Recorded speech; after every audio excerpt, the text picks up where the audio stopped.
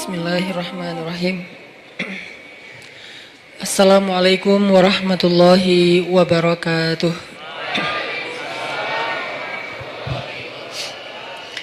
Alhamdulillahirabbil alamin. Alhamdulillahilladzi arsala rasulahu bil huda wa dinil haq liyuzhirahu 'alad dini kullih. Wa kafa billahi syahida. Asyhadu an la ilaha illallah wahdahu la syarikalah wa asyhadu anna Muhammadan abduhu wa rasuluhu la nabiyya ba'dah. Allahumma salli wa sallim wa barik ala sayyidina Muhammad wa ala alihi wa sahbihi ajma'in. Rabbi syrah li sadri wa yassir li amri wahlul 'uqdatan min lisani yafqahu qawli. Ahlan wa sahlan min jadid. Selamat datang buat teman-teman semuanya yang pada malam ini kita bisa kembali berkumpul di suasana cuaca yang cerah alhamdulillah, sehingga di depan teman-teman bisa nongkrong sambil menikmati sajian hidangan Allah Subhanahu wa taala. Dan hidangan Allah Subhanahu wa taala adalah ilmu dan hikmah. Jadi makanan yang kita butuhin itu bukan cuman makanan fisik. Gizi ataupun vitamin, nutrisi yang dibutuhin oleh seorang hamba itu bukan hanya nutrisi fisiknya berupa makanan, minuman, obat, herbal, sayur segala macam, tapi juga semua kita membutuhkan nutrisi hati. Lebih jelasnya lagi nutrisi iman. Karena yang menjadi lemah bukan hanya tenaga kita, tapi iman kita juga bisa menjadi lemah. Yang menjadi futur atau ngantuk bukan cuma mata kita, tapi basirah kita juga bisa menjadi ngantuk.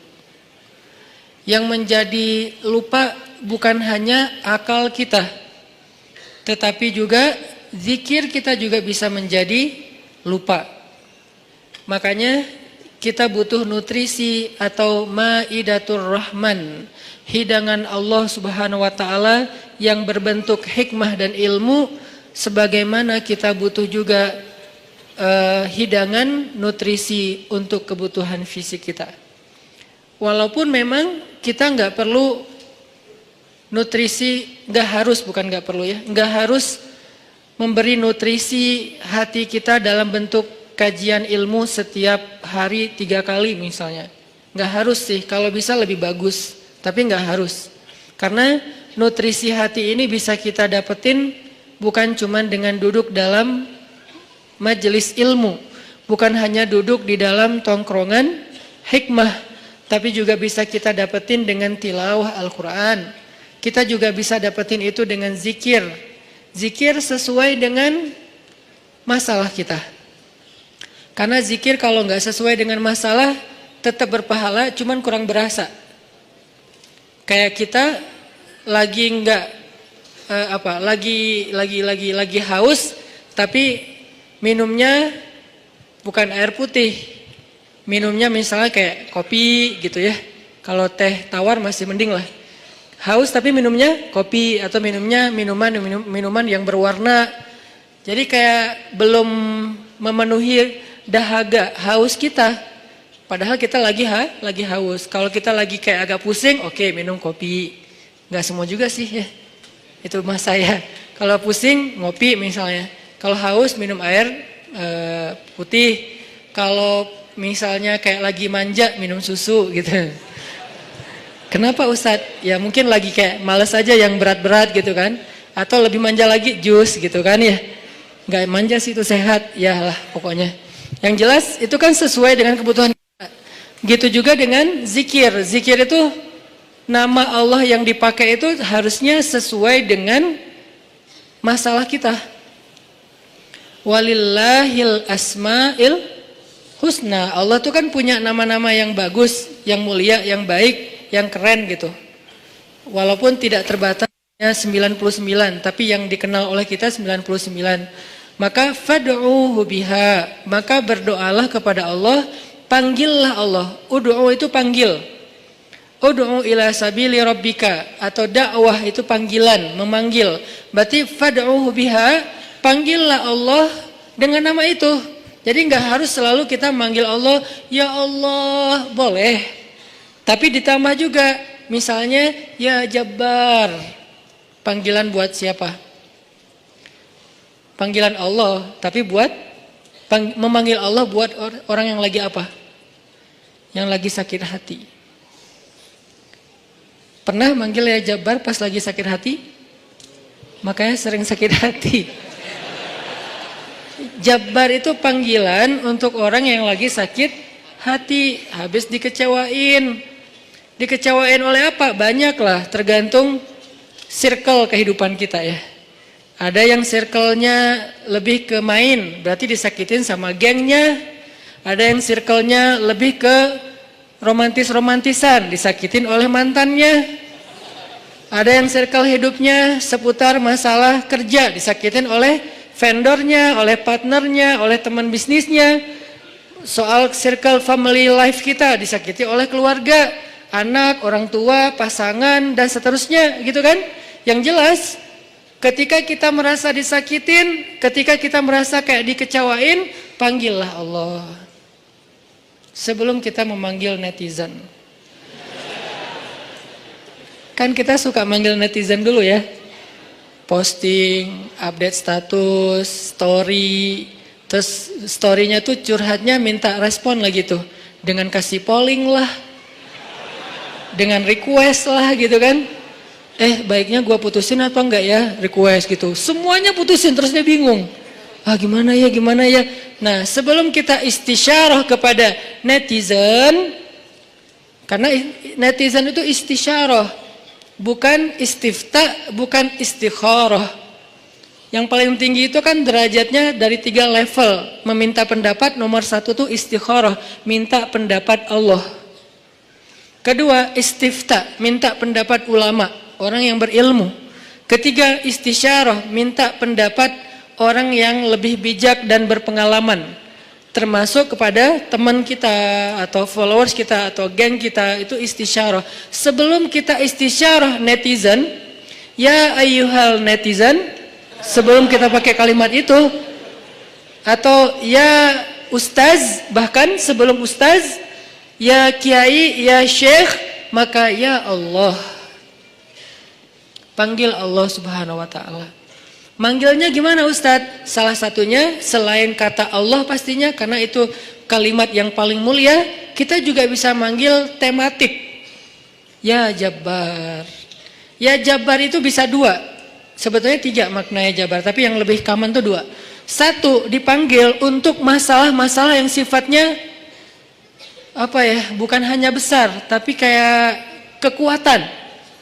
Misalnya kita ngedoain musuh-musuh Islam. Allahumma alaika bi'a'daika a'da'iddin.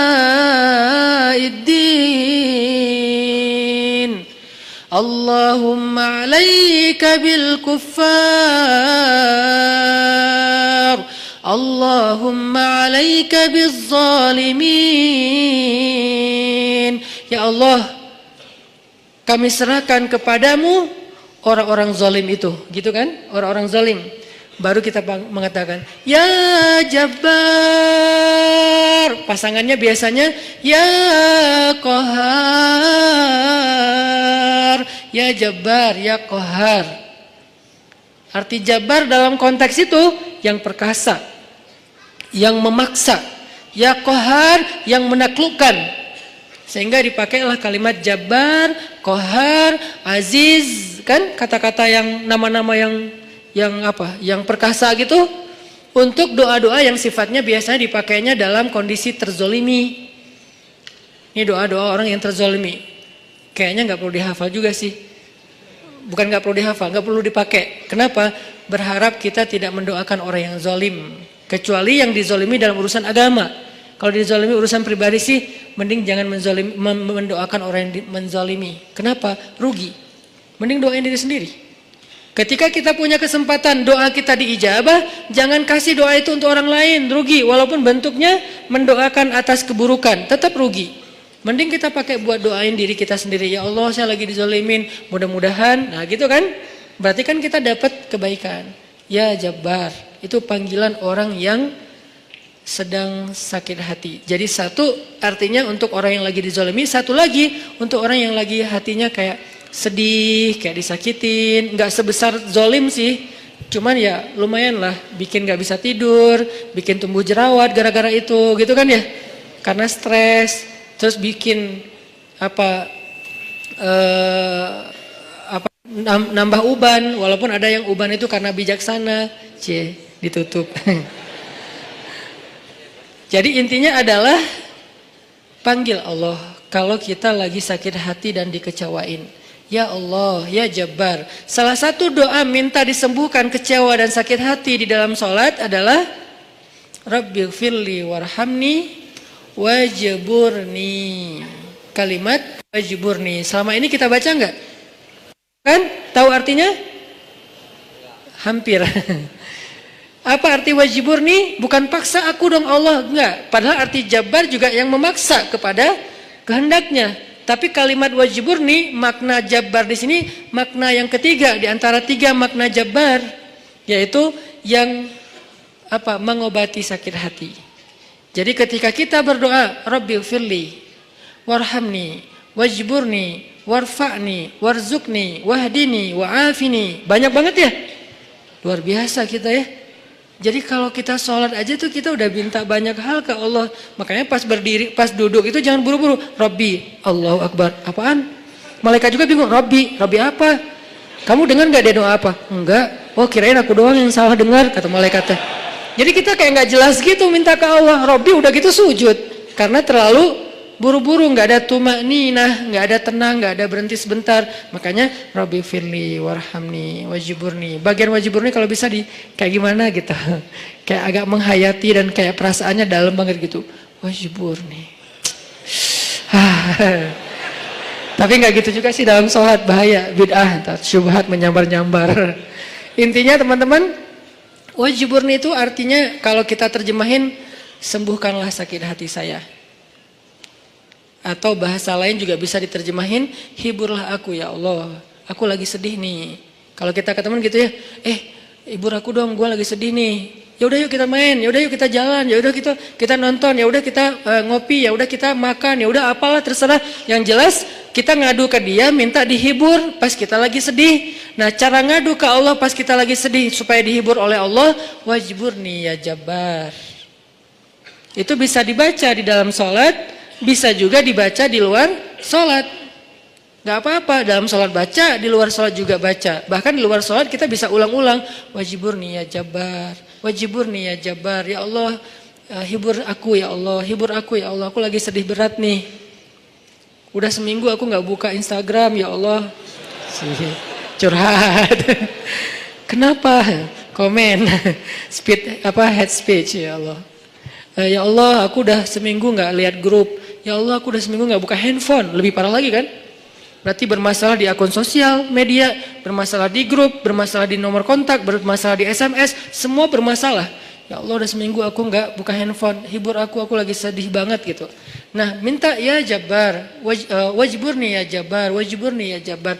Entar Allah akan hibur kita. Hiburan Allah lebih baik daripada hiburan yang diberikan oleh makhluk. Hiburan makhluk itu kadang-kadang modal. Kalau nggak modal di awal, modal di akhir. Modal di awal, dia ngajak nonton, kita yang bayar. Dia ngajak ngopi, kita yang bayar. Kalau modal di akhir, dia bayar, tapi nanti dia pamrih. Dulu kan pas lo lagi sedih, gue traktirin makan. Sekarang gue lagi sedih nih. Sama aja kan ngemodal ya.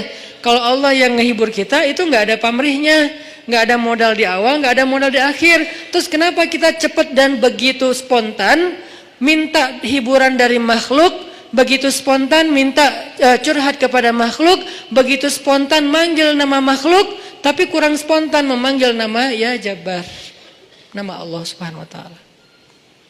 Ini kalau ngomongin kecewa, salah satu di antara Asmaullahil Husna, nama-nama Allah yang mulia itu adalah ya Jabbar. Sehingga kekecewaan itu jadi jalan buat kita untuk lebih akrab sama Allah. Kan kita tuh kayak, mungkin saya aja yang ngerasa gini, tapi banyak juga sih yang curhat kayak gitu. Kita tuh sering ngerasa akrab sama Allah tuh pas lagi ada masalah kan ya. Kalau lagi gak ada masalah kayak kita tuh plain banget gitu hubungan sama Allah. Kayak misalnya hayya 'alas shalah, biasa aja. Oh ya udah azan. Itu paling soleh tuh. Di bawahnya dikit, kok azan sih baru jam berapa? Di bawahnya dikit, kok azan sehari berapa kali sih, kok sering banget gua dengar. Padahal cuma 5 kali, dia kayak berasa sering banget gitu dengan azan gitu kan ya. Paling soleh juga, oh udah azan gitu kan. Tapi kalau lagi ada masalah, kita tuh kayak apa? Kayak perasaannya tuh kayak ini banget, sensitif banget dan akrab gitu sama Allah. Hayya 'alas shalah. Suara kakek-kakek juga berasa jadi suara vokalis jazz gitu. Si kakek-kakek kan agak-agak serak apa, agak ala-ala apa rock gitu kan. Tapi kedengar ini suara azan merdu banget ya. Merdu apaan? Kakek-kakek yang biasanya enggak, gue dengernya kali ini dia merdu banget loh. Jangan-jangan dia lagi baper. Enggak, dia biasa aja. Kita yang lagi baper. Jadi apa yang kita dengar itu kayaknya tergantung perasaan kita. Pernah nggak dengar suara azan terus kayak sedih? Soalnya kasihan sama muazinnya gitu. Kok gitu ya azannya, kasihan ya, kayaknya dia kayak nafasnya putus-putus gitu kan. Kalau tadi sih keren-keren sih, yang tadi ikut challenge azan, hayya 'alas shalah, bagus lah. Tapi yang paling bagus emang azan itu habis diputusin, itu tuh keren banget, baper tuh. Hayya 'alas shalah.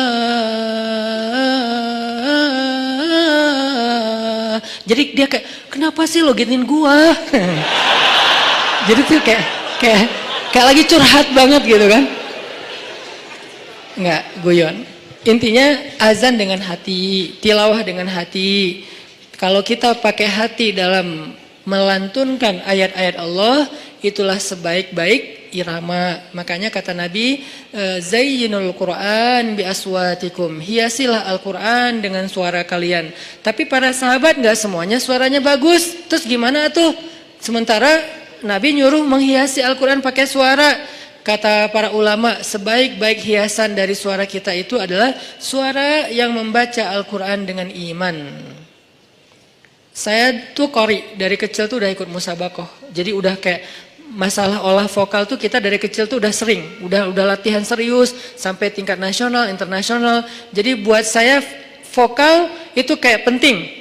Makanya kalau dengar orang misalnya apa kayak nyanyi kah atau dia tilawah kah, cukup satu vokal pendek aja udah ketahuan. Ini kayaknya nih kayak orang kayak blind apa tuh, blind audition ya. Kan yang blind audition tuh baru dengar wah tuh keren gitu kan ya, baru wah gitu, padahal belum kedengaran. Tapi kok dia udah bisa nyimpulin, langsung dia pencet bahwa dia tuh ngelulusin gitu. Karena emang mungkin si jurinya ini udah punya ini banget, udah sensitif banget dengan suara. Nah, tapi saya sadar ternyata dalam membaca Al-Quran, nomor 1 itu bukan suara. Sekeren apapun suara orang, masih kalah dengan yang nomor 1-nya apa? Iman. Ada orang baca Qurannya sederhana. Alhamdulillahirabbil alamin, Ar-Rahmanir-Rahim. Itu tuh keren banget suaranya. Dibandingkan Alhamdulillahirabbil alamin. Kalau pamer gak berasa di hati yang dengar juga. Dan yang membaca juga, kok suara saya gak enak banget ya. Walaupun kita tetap butuh kayak media, sound, mic. Kalau saya kan buat saya sound mic itu kayak fardu ain ya. Usul, termasuk hal yang penting gitu kan. Sehingga kalau saya mau ini pasti mic dulu yang dicek. Bukan apa-apa, bukan mau gaya-gayaan kayak tadi misalnya. Tiba-tiba mic monitor nyala. Karena belum di setel. Kalau mau dinyalain setel dulu. Padahal sebelumnya kan mic luar, mic dalam nih yang dinyalain. Kalau mic dalam dari tempat imam kedengarannya tuh kayak suara dari langit gitu. Kalau monitor kayak suara dari mulut saya gitu. Jadi berasa dengar suara sendiri kan agak enak ya. Nah, makanya awalnya pas saya istau sufufakum, oke, itu istau sufufakum sebetulnya ada 2 fungsi. 1 lagi nyuruh ngerapiin soft, 2 lagi cek sound. Soft diluruskan dan dirapatkan. Kalau lama kayak Muzammil tadi, berarti pro banget tuh cek soundnya. Kita sholatnya adalah sholat yang terakhir, rapatkan soft dan segala macam. Berarti Muzammil pro banget ngelihat sound ini kayaknya gimana ya? Ini soundnya ada yang kayaknya di sana tuh ada yang ngadat deh, cie. Gaya banget ya. Artinya buat saya itu bukan gaya-gayaan teman-teman. Buat saya itu penting, kita nggak tahu ya yang sholat di antara kita ini mungkin ada yang pertama datang buat sholat, pengen dia berkesan, sekali-kalinya datang, langsung berkesan sehingga jatuh hati dengan masjid, jatuh hati dengan sholat. Karena sholat itu buat saya konser paling kolosal di muka bumi.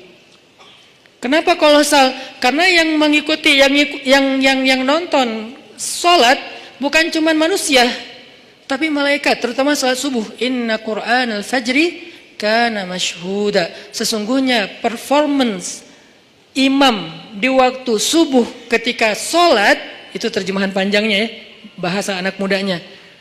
Tolong dimengerti. Bahasa anak mudanya. Sesungguhnya performance imam di waktu subuh saat dia sholat, bahasa gampangnya, sesungguhnya bacaan imam di waktu subuh ketika sholat, mashhuda, ditonton. Kalau bahasa terjemahan kakunya, disaksikan. Sama enggak tuh? Sama kan? Disaksikan, saksikanlah. Itu kan bahasa TV yang dulu, baheula ya. Kalau sekarang, nonton gitu kan ya. Jadi kayak ditonton. Siapa yang nonton? Bacaan imam, performancenya imam ketika subuh, Allah, malaikat. Coba, DWP sama Tomorrowland yang nonton siapa? Ya, kita. Di YouTube. Enggak. Yang nonton adalah penonton, manusia. Orang-orang yang belum dapat hidayah. Begitu si DJ-nya masuk, jreng, disuruh left, disuruh right, gitu kan ya? Left, right, kan gitu-gitu kan? Sholat gitu, Allahu Akbar, kan lebih keren. Kenapa kita di sholat nggak serapi left right-nya konser Tomorrowland? Padahal mereka yang nyuruhnya DJ, kita yang nyuruhnya imam. Karena soundnya nggak kedengaran ke belakang. Jangan suudzon sama makmum ya. Emang nggak kedengaran. Imamnya udah 2 rakaat, makmumnya baru takbir. Kirain tadi imamnya kayaknya ini belum siap deh, jangan-jangan batal wudu dulu, ya udah kita tungguin. Padahal imamnya udah 2 rakaat. Kenapa makmumnya telat? Soundnya tuh nggak sampai ke belakang. Kita irit di bab sound, tapi boros banget di bab kubah masjid, menara masjid, warna masjid. Kadang-kadang cat masjid itu baru beberapa bulan, ini kayak mirip apa ya, kayak nggak sreg gitu ya. Udah ganti deh, cat masjid yang doff yang bagus diganti hanya gara-gara seleranya berubah. Tapi mic-nya cuman puluhan juta. Kubahnya hampir 1 miliar. Orang lain untuk sound itu 1 miliar. Kenapa kok mic lebih penting daripada yang lainnya? Karena inilah activity nomor 1 di dalam masjid kan. Performance nomor 1-nya kan di mic oleh 2 talent. 1 imam, 1 lagi muazin. Muazin penting, imam penting. Muazin manggil orang di luar supaya datang. Imam biar bikin orang di dalam itu nggak nyesel udah datang. Muazinnya keren, imamnya nggak keren, kan kayak nyesel gitu ya. Kirain tadi azan sholatnya seru, gitu kan? Kenapa nggak seru? Soalnya bacaannya salah-salah, suaranya kayak putus-putus gitu, kayak keselak lagi. Imamnya kasihan, gitu kan? Kita di belakang, aduh, udah lah Pak, kasihan Pak, udah aja ruku dah, gitu kan ya? Kayak nggak tega gitu imamnya. Tapi muazinnya bagus, makanya dua-duanya penting. Talent 1 muazin, talent 2-nya imam. Hayya 'alas shalah.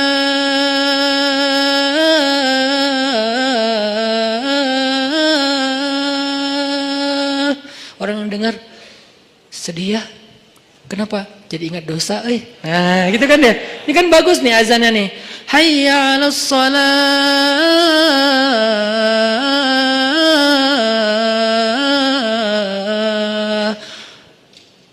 Surga tuh kayaknya indah juga ya dengar suara mah. Baru dengar suara, panggilan belum. Salamun salam. Ya ayyuhal mu'minun. Ya ibadallah. Panggilan malaikat. Kan suara malaikat pastinya keren ya. Gak ada yang fales dong malaikat. Masa malaikat fales? Udah gua aja yang manggil. Kenapa? Lo suaranya fales kata malaikat. Kan gak mungkin kan. Panggilan yauma yunadil munadi mim makanin qarib. Hari ketika malaikat memanggil manusia dari tempat yang dekat. Tahukah kita apa tempat yang dekat? Tempat yang dekat itu adalah Masjid Al-Aqsa. Hari ketika malaikat berdiri di titik Masjid Al-Aqsa sekarang, memanggil seantero padang mahsyar, halummu ilayya, kumpul kalian semuanya di sini, kata malaikat. Jadi azan yang keren itu azan yang mengingatkan orang pada dosa, azan yang mengingatkan orang kepada akhirat, dan itu nggak bisa kalau nggak pakai hati. Nggak perlu ngeluarin 100% vokal, cukup 60%-nya aja. 30% dibantu sama sound, 10%-nya dipakai, 40%-nya dipakai dengan perasaan. Makanya saya senang banget kayak apa dulu masa masih punya halakoh kecil sama teman-teman, termasuk ada Muzamil, anak-anak ITB, kita kan kayak belajar apa dulu, Muzamil mana Muzamil?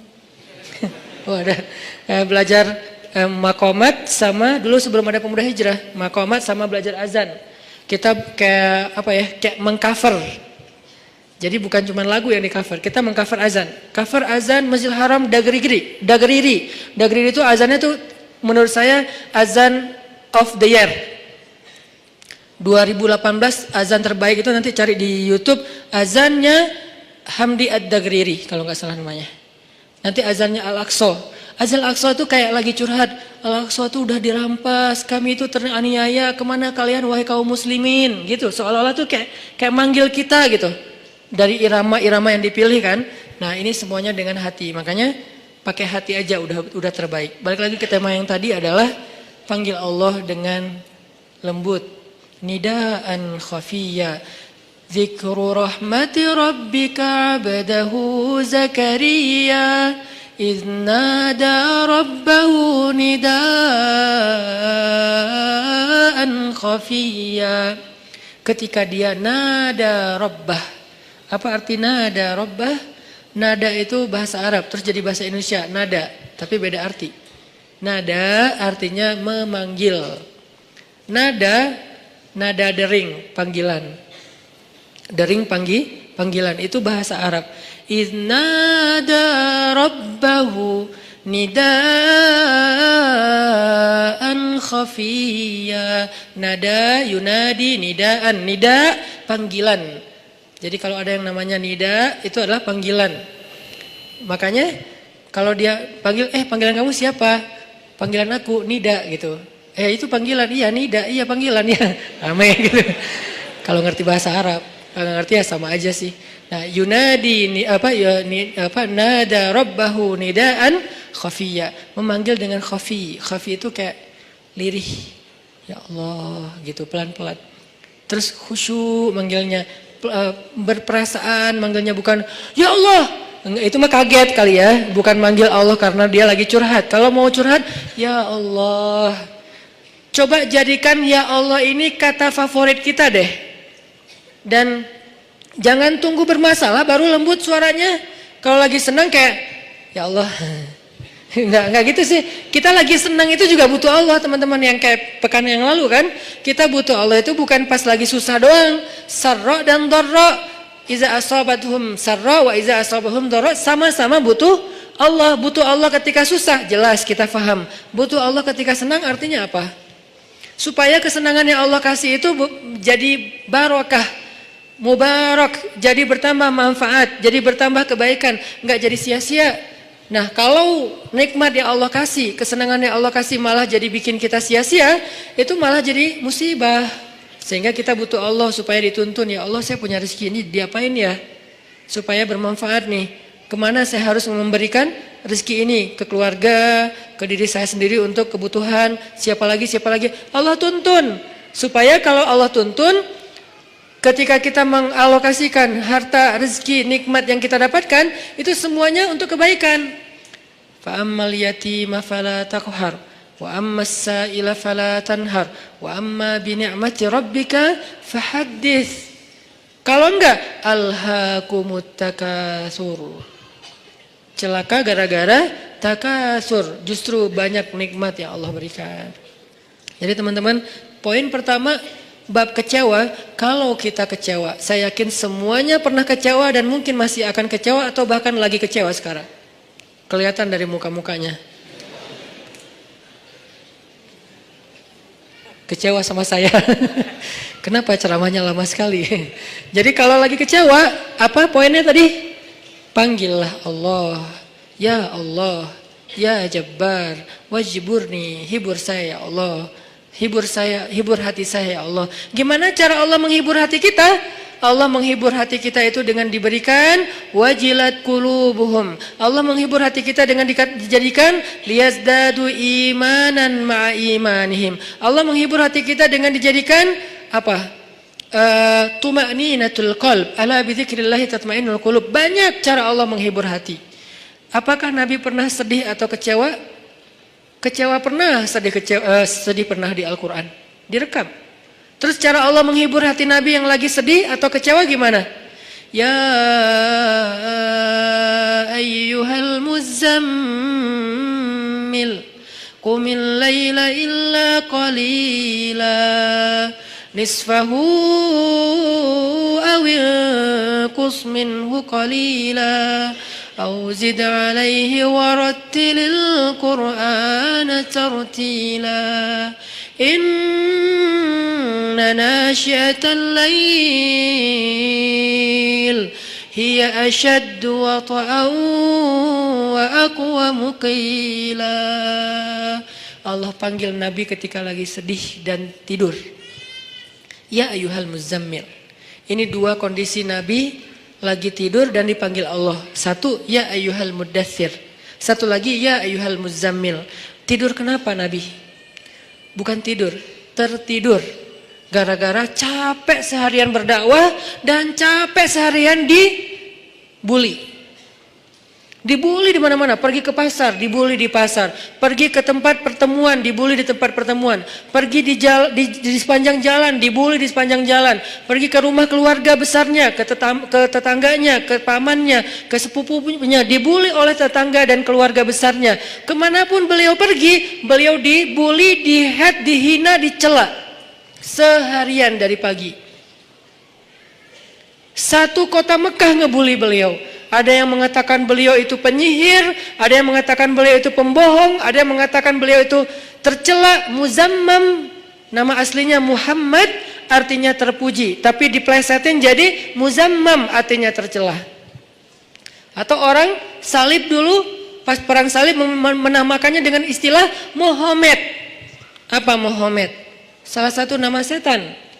Jadi dipanggil Muhammad, dipanggil Muzammam, dipanggil sahir, dipanggil majnun, orang gila, dan banyak lagi yang nggak direkam secara diksi oleh Al-Quran, karena emang Al-Quran ini memilih banget diksinya, tapi secara simbolik Al-Quran nunjukin bahwa inilah celaan-celaan yang diterima Nabi berhari-hari dari pagi sampai malam.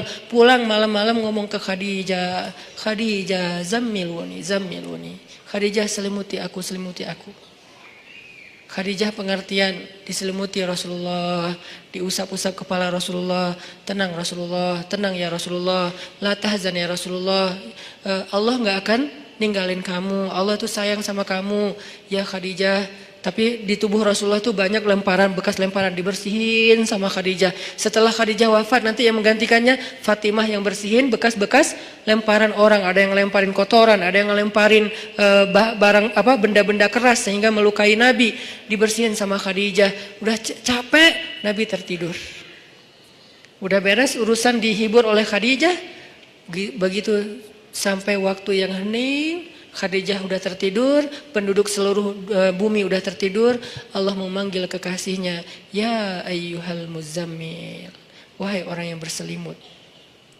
Itu panggilannya lembut. Jadi kita kalau baca surah Al-Muzammil jangan ya, enggak gitu. Allah manggilnya enggak gitu, kaget atau orang lagi tidur ya.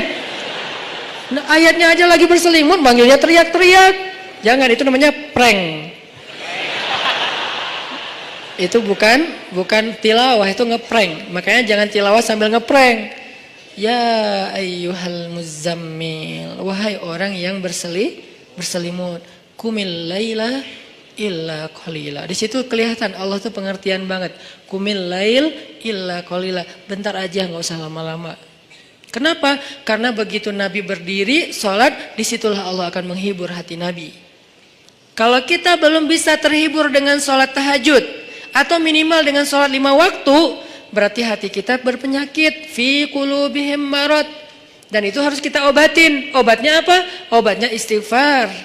Kalau orang banyak dosa, belum bertaubat, belum beristighfar kepada Allah, dia susah minta dihibur oleh Allah.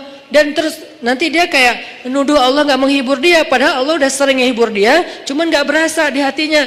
Karena hiburan Allah itu hanya bisa dirasakan oleh orang-orang yang hatinya bersih. Dan cara membersihkan hati itu tazkiyatul nufus atau tazkiyatul qulub, tathhirul qulub adalah dengan salah satunya istighfar. Perbanyak istighfar supaya begitu nanti kita ada masalah, kalau kita nanti lagi disakitin, kalau kita lagi kecewa dan sedih, kita bilang, wajiburni ya Jabar, wajiburni ya Jabar. Allah hibur kerasa, kita lagi dihibur oleh Allah. Kan enak ya, kalau apa yang Allah perlakukan kepada kita tuh kita kayak ngerasa, itu enak tuh. Daripada Allah udah habis-habisan nghibur kita, kita nggak ngerasa. Ibarat Allah udah ngirim kita japrian, nggak dibaca-baca sama kita. Terus nanti kita tuduh, lu kok nggak empati banget sih sama gue lagi sedih-sedihnya, gue curhat nggak dibalas-balas. Udah dibalas, nggak ada, lu aja nggak baca. Oh ya ada, banyak ternyata. Artinya nggak dibuka sama kita kan? Kenapa nggak dibuka? Mungkin pulsa kita habis, mungkin handphone kita error, mungkin apa dan segala macam kemungkinan. Nah gitu juga dengan Allah. Wa idza sa'alaka 'ibadi 'anni fa inni qarib. Qarib itu kalau lebih dekatnya namanya akrab. Akrab, qarib, karib, sahabah qarib, sahabat karib. Itu bahasa Arab. Kan saya sering nge-mention bahwa ini dari bahasa Arab, bahwa biar kita tahu identitas bahasa kita itu sebetulnya sebagian besar diambil serapan dari bahasa Arab. Terus siapa yang merangkai bahasa Indonesia dari bahasa Arab kalau bukan ulama? Jadi nggak bisa dilepaskan antara ulama dengan Indonesia, antara ulama dengan kebangsaan, antara ulama dengan nasionalisme. Toh bahasa nasional kita dibentuk oleh ulama, buktinya serapannya 90% itu bahasa Arab. Sebagiannya benar terjemahannya, sebagiannya keliru, tapi tetap aja bahasa Arab. Makanya kenapa saya sering mention itu bukan mau apa di Arab-Arabin biar gaya, biar kelihatan ustadz gitu, enggak. Kalau mau kelihatan Arab banget saya banyakin Arab emang itu mah. Ini enggak lagi kayak gitu. Lagi pengen menarik benang sejarah kalau bahasa kita itu emang sebetulnya bahasa Arab yang diserap. Jadi kalau ada yang agak alergi tentang Arab, saya pikir ini berlebihan. Kita enggak alergi terhadap ras, mau Arab kayak, mau Eropa kayak, mau Afrika, mau apa ya. Kan itu semuanya takdir Allah kan? Emang kita bisa minta diciptain sebagai orang apa? Nggak bisa kan? Ya Allah saya pengen diciptain sebagai orang apa ya enaknya. Ini deh orang Rusia, tinggi, putih, rambutnya pirang. Ya Allah saya pengen diciptakan sebagai orang Afrika. Kenapa? Biar tawadu. Nah, nggak gitu juga sih. Jadi kita nggak bisa request gitu kan ya. Dan orang Afrika pun sebetulnya sekarang kan jadi keren ya. Orang kulit hitam keren nggak sih? Berasa sekufu, segolongan. Kalau orang kulit hitam didiskriminasikan gak keren, kasihan tuh. Kan kulit hitam juga sekarang jadi favorit. Bahkan banyak orang yang pengen menghitamkan kulitnya. Ini artinya ya gak bisa request mau jadi orang apa. Sehingga kita gak boleh benci golongan ataupun ras. Karena dia diciptakan kayak gitu tuh bukan pengennya dia. Itu namanya sunnatullah dan takdir. Itulah ketentuan Allah. Kalau kita cela rasnya, berarti kita mencela pencipta ras itu, yaitu Allah Subhanahu wa taala. Dan ini termasuk larangan dalam hadis mencela nasab. Mencela nasab itu termasuk salah satu dosa besar. Balik lagi ke yang tadi. Intinya bahasa kita emang diserap dari bahasa Arab. Nah, kita minta sama Allah. Kata Allah, "Inni qarib," aku dekat sama kamu. Ujibu da'watad da'i idza da'ani. Ujib dari kata jawab. Jawab bahasa Indonesia juga jawab. Jawabun, jawaban, jawabin itu grammar. Terus salah satu yang diambil dari antara 3 bentuk grammar Arab itu kita ambil jawaban ya. Menunggu jawaban. Ada orang yang sana mengatakan saya lagi menunggu jawabun. Enggak ada kan ya? Ini agak-agak aneh. Jawabin atuh, ada tuh jawabinnya. Jawab berarti yang udah ada tuh jawaban jawabin. Jawaban mah belum ada Jawabin atuh yang yang tadi. Nah, oke, berarti itu bahasa Arab juga. Jawab, ban, bin sama aja. Ujibu, berarti bahasa Al-Quran sendiri itu sebetulnya tanpa baca terjemah, kalau kita tahu akar katanya, itu emang bahasa kita, bahasa Arab, bahasa Indonesia. Ujibu da'watad da'i idza da'an. Aku mengijabah, menjawab dakwah. Dakwah itu panggilan. Ujibu da'watad da'i idza da'an. Aku menjawab panggilan dai, orang yang memanggil kalau dia mendakwah atau memanggil aku. Jadi kalau kita bilang ya Jabbar, Allah langsung turun ke langit dunia, nyamperin kita, terus mengatakan ai abdi, ai abdi. Ai abdi itu artinya ada apa hambaku? Halaka hajah? Kamu punya masalah hambaku? Itu namanya ujibu. Cuman kita nggak dengar. Sama kayak kita baca Al-Fatihah. Bukankah Allah merespon bacaan kita? Alhamdulillahi Rabbil Alamin. Kata Allah, hamadani abdi. Hambaku memuji aku. Gitu kan? Sampai selesai Al-Fatihah, satu ayat demi satu ayat Allah tuh ngerespon. Jadi kita kayak lagi chat sama Allah sebetulnya. Salat itu kan chat sama Allah. Makanya bahasa hadisnya ihsan. Kalau pengen sholat kita yang ada kesan chat, berarti sholat kita tuh harus sampai ke level ihsan. Apa level ihsan? Anta abudallah ka'annaka tarah, fa'in lam takun tarah, fa'innahu yarak. Ketika kamu bisa menghadap Allah, beribadah kepada Allah, seolah-olah kamu tuh ketemuan langsung sama Allah. Kan berarti kita lagi chat sama Allah, ketemuan langsung. Kalau nggak ketemuan langsung, kamu nggak ngelihat dia, maka yakinlah dia ngelihat kamu. Berarti kayak orang telepon atau kayak orang fit call, cuman kamera depan kita rusak. Kamera depan dia ya, kita nggak bisa ngelihat dia. Iya, kamera depan dia. Ya gitu deh pokoknya. Yang jelas adalah kita lagi chat sama Allah, sehingga Allah tuh kalau kita berdoa jangan berpikir bahwa kita tuh ngomong sendiri terus nggak ada yang dengerin. Rabbana atina fid dunya hasanah wa fil akhirati hasanah wa qina adzabannar. Rabbi firli warhamni wajburni warfa'ni warzuqni wahdini wa'afini wa Allahu akbar. Ya nggak ada yang dengar seolah-olah enggak. Rabbi firli warhamni wajburni. Kalau kita salat berjamaah Ustaz gimana? Pelan-pelan, imamnya kita mungkin slow motion. Kalau dia kan dicepetin tuh kan ya, jadi ya apa istilahnya tuh, cut to cut gitu kan. Gimana tuh caranya Ustaz? Sedapatnya, jangan dipercepat tapi tetap dapat kan? Rabbi firli warhamni wajiburni. Belum beres, Allahu akbar, enggak apa-apa, tapi kita udah kayak tenang. Makanya kalau nggak puas tambahin dengan sholat sunnah. Begitu tahiyat awal, duduk tahiyat antara dua sujud, Rabbi firli warhamni wajiburni. Lama wajiburni teh 10 menit. Kenapa itu orang teh curhat sama Allah? Boleh nggak kayak gitu? Boleh nggak kita duduk di antara dua sujud setengah jam? Boleh. Apalagi sholat sunnah. Kecuali kita jadi imam sholat berjamaah. Jangan, kasihan. Anak udah nangis-nangis. Terus suami udah nunggu di depan ngeklakson-klakson. Terus sales udah habis promonya. Kan nggak konsen sholatnya. Makanya kalau jadi imam yang bijak, ambil pertengahan. Makanya bacaannya juga jangan terlalu panjang. Kalau sholatnya sholat 5 waktu. Tapi terutama kecuali subuh yang paling panjang. Kalau sholatnya sholat tarawih, namanya juga tarawih dari kata roha. Roha bahasa Indonesia, rehat. Jadi tarawih itu artinya berehat-rehat.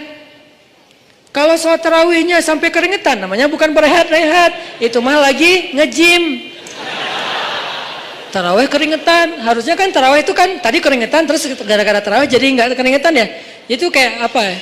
Kayak bukan pemanasan, pendinginan. Gitu deh pokoknya. Jadi tarawih itu Allahu Akbar. Wah, mulai istirahat nih. Kalau ada yang ngomong, pengen istirahat, kenapa? Habis tarawih. Ini aneh. Tarawih itu kan istirahat. Kenapa kita istirahat habis istirahat? Ada dua kemungkinan. Satu, kita tarawihnya nggak benar. Kedua, imamnya yang mungkin terlalu buru-buru. Tapi di Indonesia kalau imamnya nggak buru-buru, nggak jadi ngehit. Biar imamnya paling ngehit, ratingnya tinggi, harus yang cepat. Makanya saya pernah kayak balapan gitu tarawih. Saya di masjid satu, yang satu lagi masjid sebelah. Takbir bareng, Allahu Akbar, Allahu Akbar. Oke, kita start bareng nih. Begitu saya waladhdallin, di sana assalamualaikum. Hah? Wah. Kalah saya pakai 150 cc, dia pakai 1200 cc. Ya iyalah, nggak akan kekejar. Nah, tapi yang sana lebih banyak jamaahnya, di sini dikit. Kenapa? Di sini karena yang mungkin itu pengen istirahat dengan sholat, kalau di sana pengen cepetan istirahat dari sholat. Beda kan ya? Nah, balik lagi, kita bacanya tenang. Boleh wajiburni, warfa'ni, warzukni, wahdini, wa'afini, wa'fu anni. Allahu Akbar. Sujud lebih lama lagi. Karena sujud itu lebih freestyle. Freestyle doanya, bukan freestyle bentuknya. Masa sujud mau gini terus? Ya enggak sih. Freestyle doanya. Maksudnya freestyle doa tuh boleh baca doa apa aja selama itu kebaikan. Misalnya kita doa Abu Bakar, Allahumma ja'al fi qalbi nuran, wa fi sam'i nuran, wa fi basari nuran, wa an yamini nuran, wa an shimali nuran, wa amami nuran, wa khalfi wa min warai nuran, wa min tahti nuran, wa min fawqi nuran. Itu kan doa Abu Bakar kan? Boleh. Apakah itu doa dibaca Rasul? Enggak, Abu Bakar yang baca doa itu. Jadi Abu Bakar bid'ah? Enggak lah. Doa itu ibadah mutlak, ibadah bebas. Sehingga karena dia bebas, kita boleh membaca doa bukan hanya yang diajarkan Rasul, tapi doa yang diajarkan Rasul pun itu yang terbaik pastinya. Cuman yang nggak diajarkan Rasul boleh. Ada kasus yang di zaman Rasul nggak ada, tapi di zaman kita ada. Salah satunya yang sering saya ulang-ulang apa? Mendoakan anak yang lagi ujian nasional. Ada nggak doa dari Rasul anak ujian nasional? Dan di zaman Nabi, anak-anak Nabi nggak ada ujian nasional. Ya Allah, Fatimah lagi ujian nasional, nggak ada kan ya? Sehingga kita nggak bisa niru. Terus boleh nggak kita ngedoain anak kita lagi ujian nasional sementara Nabi nggak ada contohnya? Boleh, itu nggak disebut bid'ah. Nggak selalu yang nggak dilakukan Nabi itu dianggap. Makanya jangan nanya apa dalilnya doa itu. Ya, yang penting nggak melanggar sunnah Nabi. Nah, sunnah Nabi dalam doa itu adalah menutup aurat, bacaannya yang benar, jangan maksa, jangan marah-marah sama Allah. Ya Allah, pokoknya nih yang terakhir kali nih saya doa nih. Ya nggak bisa gitu. Doanya yang baik gitu kan. Kalau mendoakan yang buruk balik lagi kepada kita sendiri. Nah, ini namanya doa. Makanya pas sujud kita bisa doanya Abu Bakar. Bisa doanya Muaz bin Jabal. Allahumma a'inni ala dzikrika wa syukrika wa husni ibadatik. Bisa doanya Bilal. Bilal. Allahumma inni as'aluka ridhaka wal jannah wa a'udzubika min sakhatika wan nar. Itu doanya Bilal. Tiga-tiganya ini bukan doanya Nabi. Yang satu Abu Bakar yang apa? Yang membuatnya. Yang kedua siapa tadi? Muaz. Yang ketiga adalah Bilal. Dan tiga-tiganya Nabi tahu dan Nabi membolehkan. Enggak langsung Nabi, kan enggak ada saya suruh. Kenapa kamu baca yang enggak pernah saya contohin? Enggak, karena emang ibadah doa itu ibadah mutlak. Sehingga kita bisa doa, ya Allah. Saya sih lupa namanya. Tapi saya udah nge-follow dia. Soalnya akunnya nama palsu. Tapi saya tahu kok nama dia yang asli. Saya pernah hafal kok nama dia yang asli. Ya Allah, pengen kalau bisa saya pengen jadikan dia sebagai imam saya. Kalau nggak dia pun yang mirip-mirip gitu. Nah, di dalam sholat gimana caranya? Ya jangan di dalam sholat sih, susah ngomongnya. Kalau bahasa Indonesia kan nggak boleh dalam sholat kan. Kalau di dalam sholat tetap harus bahasa Arab. Kalau bisa jangan bahasa Arab yang dikarang-karang sendiri. Malah salah. Allahumma ansur alaina. Itu bahaya. Allahumma ansur itu artinya apa? Ya Allah tolonglah. Tapi kalimat berikutnya ada unsurna wansur alaina. Itu beda. Unsurna ya Allah tolong kami. Unsur alaina ya Allah tolong orang lain untuk menghancurkan kami. Cuman beda Allah doang. Makanya kalau kita Allahumma ansuril muslimin ala a'daika, Allahumma ansuril muslimin alal kafirin, Allahumma ansuril muslimin alal zalimin. Tapi kalau Allahumma ansuril zalimin alal muslimin, wah, apalagi diaminkan banyak orang. Kenapa kita kok kalah terus ya? Ya itu doanya salah. Makanya kalau bahasa Arab mah lebih baik jangan dikarang sendiri. Mending kita hafal. Cari di Google boleh, tapi harus jelas websitenya. Jangan-jangan di Google kan semua orang bisa nulis kan ya. Kadang-kadang dari Facebook juga ada di Google, kita klik ternyata itu kayak dia lagi curhat gitu, sok-sok pakai bahasa Arab. Ternyata isinya mantra. Kan bahasa mantra juga kayak bahasa Arab kan, keriting-keriting gitu kan. Nah intinya teman-teman, minta sama Allah. Pas kita lagi duduk di antara dua sujud, pas kita lagi sujud. Poin 1, kalau lagi dikecewain. Poin 2, kalau kita dikecewain, kecewa, sedih. Kadang-kadang gak harus dikecewain orang, kecewa sendiri, gak jelas. Tiba-tiba kecewa tiba-tiba kayak sedih aja. Pernah gak sih sedih tapi gak ada sebab? Wah serentak Itu tuh gimana tuh? Tiba-tiba kayak hari ini, kok saya nggak tahu nggak kenapa? Hati kita itu diusik sama setan. Setan tuh emang senang ngusik hati. Dia tuh nggak ngusik fisik kita kecuali sesekali. Kayak misalnya ada guna-guna itu kan fisik kan. Tapi yang sering banget dailynya dia tuh ngusik hati. Yuwaswisu fi sudurin nas. Yuwaswis itu continuous present tense. Jadi continuous, terus-terusan. Fi'lul mudhari kalau bahasa Arab. Yuwaswisu terus menerus fi sudurin nas, di dalam hati atau dada manusia. Jadi setiap hari itu dia kayak ngusik kita. Lo bete dong, sedih atuh, marah dong, apa gitu. Dia kayak nyuruh emosi kita untuk kayak gitu-gitu, sehingga kita ada hari nggak ada yang bikin masalah, tapi kita kayak sedih. Nah dalam keadaan kayak gitu ada trigger kecil aja meledak kan. Nah gimana ngobatinnya? Tadi satu doa. Kedua, kalau kita lagi sedih kayak gitu, coba selain minta kepada Allah Subhanahu Wa Taala, belajar untuk membiasakan amal favorit kita itu, hobi kita itu hobi yang bentuknya ibadah. Saya nggak nyalahin hobi kita. Kita punya hobi olahraga itu keren banget dan bermanfaat. Kan saya paling nggak suka menjudge ya. Makanya kalau ada orang yang menjudge dunia anak muda itu seolah-olah semua negatif, saya kayak ngerasa sedih dan tersinggung. Kenapa kesannya everything comes with youth is a sin gitu, seolah-olah gaul jadi dosa, apalagi nongkrong jadi sia-sia, apalagi olahraga, seni-seni anak muda semuanya kesannya negatif, seolah-olah nggak ada baiknya gitu anak muda. Kan nggak gitu kan? Kan sahabat Nabi semuanya sebagian besarnya anak muda dengan model culture-nya mereka. Jadi saya nggak setuju kalau semua tentang anak muda itu dianggap negatif, sehingga kita nggak mau menjudge. Olahraga bagus. Dan gak ada istilah olahraga sunnah. Semua olahraga itu selama tidak melanggar syariat ya sunnah. Karena olahraga itu satu untuk kesehatan, dua untuk kebugaran, sehat, bugar artinya fisiknya bagus, tiga untuk silaturahim, olahraga. Makanya ada Nabi main dengan para sahabat itu tujuannya bukan hanya main-main tapi bermanfaat. Bermanfaatnya apa? Jadi mengikat ukhuwah. Kadang-kadang kita butuh ketawa untuk ukhuwah, bukan hanya butuh tausiah. Sama-sama butuh, tapi yang balance. Makanya Ali mengatakan rawihul qulub. Rawihu itu dari kata rehat. Rehatkan, istirahatkan hati kalian, karena hati itu bisa bosan sebagaimana fisik juga bisa bosan.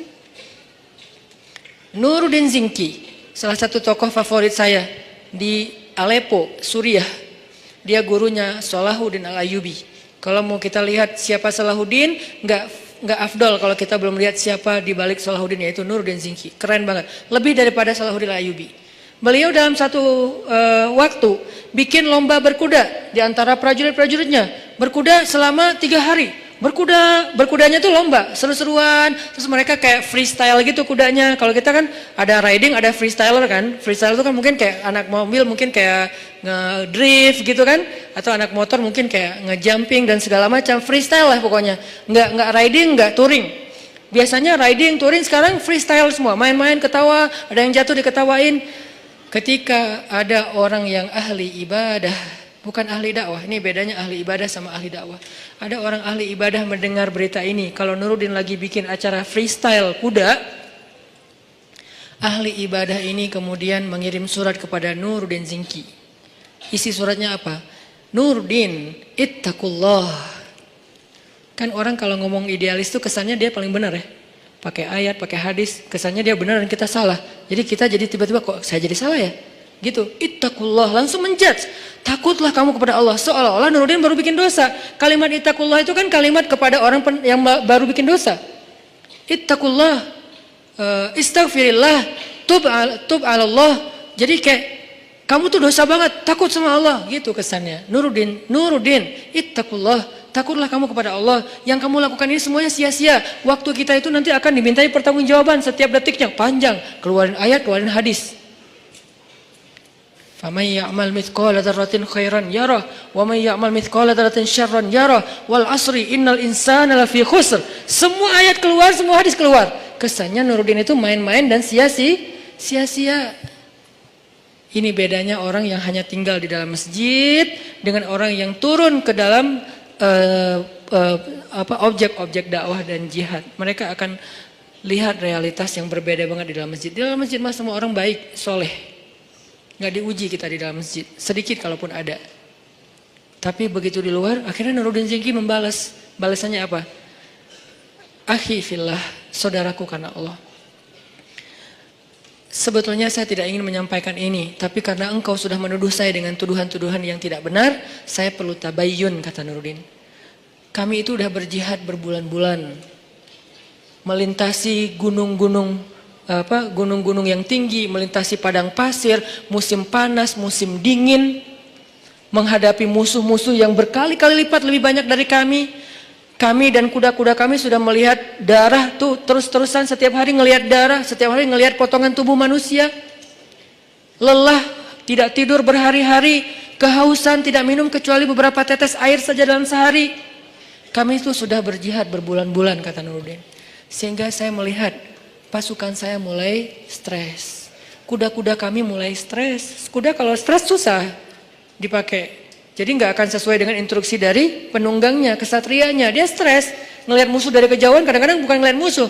Ngelihat pohon aja dikira musuh. Wah, banyak banget musuhnya, lari. Kuda stres kan bahaya kan? Dan bisa membahayakan penunggangnya. Gimana mau rapi dalam soft jihad kalau kudanya pada stres? Kayak nggak pernah diservis. Ibarat motor nggak pernah diservis, dibawa tuh sampai olinya udah kayak lumpur. Akhirnya kami bawalah, kalau bahasa kita, diservis.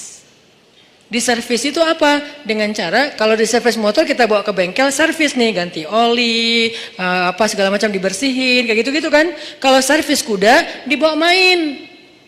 Karena kuda itu servisnya dengan main, bukan makan, minum dan segala macam. Akhirnya kudanya bisa ikut main sama penunggangnya, lucu-lucuan, guling-guling. Kudanya menjatuhkan penunggangnya, terus diketawain dengan lain. Dan prajuritnya juga diservis dengan cara apa? Entertain, mereka butuh hiburan. Jangan berpikir ketika ada orang berhibur sebentar, seolah-olah udah seluruh hidupnya berhibur, sampai kita menuduhnya bahwa hidupnya sia-sia. Ini terlalu gampang menjudge orang lain.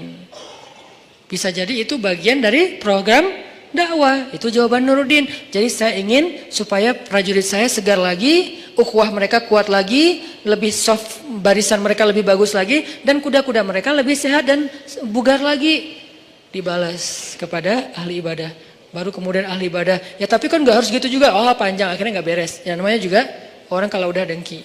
Sama dengan Fudail bin Iyad dengan Ibnu Mubarak. Fudail bin Iyad ahli ibadah di dua Masjidil Haram. Masjid Nabawi dia ahli ibadah dan mengajar di Masjid Nabawi. Di Masjidil Haram juga dia ahli ibadah dan mengajar di Masjidil Haram. Tapi nggak pernah keluar dari masjid. Sehingga yang dia tahu realitas dunia ini hanya realitas masjid. Tentang sholat harus rapi. Tentang kalau sholat kita sunnah sendiri harus pakai sutro. Itu kan realitas-realitas dinamika masjid kan. Tentang waktu azan itu jangan diburu-buru, antara azan dan iqamah itu dikasih jeda waktu. Kemudian masalah menutup aurat dalam pakaian sholat. Kemudian masalah kenceleng. Itulah realitas masjid. Sangat mungkin belum banyak. Ketika keluar dari masjid, realitasnya tuh beragam. Nggak sesederhana masjid, rumit. Kalau di dalam masjid itu sederhana realitasnya. Sehingga nggak butuh pemikiran rumit untuk menyelesaikannya. Di luar masjid itu rumit banget. Baru aja di teras masjid udah rumit. Masalah sendal ketuker. Kalau ketukernya dengan yang lebih bagus sih bukan masalah, nggak akan ngomong, diam-diam aja. Ini masalahnya ketukernya dengan yang ya gimana gitu. Nah, akhirnya ini nih yang jadi realitas, apalagi keluar dari pintu masjid. Udah keluar pintu masjid, tangga masjid, keluar tangga masjid, parkiran masjid. Di parkiran udah realitas, baru datang udah lihat mobil atau motor udah kebaret. Wah nih tadi karena motornya desak-desakan, spion kita lah, atau bodi motor kita yang baru lah udah kecoret-coret, atau mungkin motor kita posisinya kok nggak enak gitu, di tengah kena hujan, padahal tadi perasaan parkirnya di atasnya ada atap, sekarang kena hujan jadi basah, padahal habis dicuci segala macam. Itu udah realitas. Sehingga ketika Ibnu Mubarak melihat Fudail bin Iyad asik aja mengajar di dalam masjid, Ibnu Mubarak mengirim surat kepada Fudail bin Iyad yang kemudian jadi nasyid, jadi lagu. Ya abidal haramain, wahai hamba yang beribadah di dua masjidil haram. Ya abidal haramaini law absartana la'alimta annaka bil ibadati tal'abu. Wahai orang yang beribadah di dua masjidil haram siang dan malam, tahajud, itikaf, tilawah, ngajar ilmu. Kalau kamu melihat apa yang kami lakukan di luar sini, maka kamu akan menganggap ibadahmu itu cuma main-main. Padahal udah di Masjidil Haram dan di Masjid Nabawi, tapi masih dianggap main-main. Kalau dibandingkan dengan apa? Dibandingkan dengan dakwah dan jihad.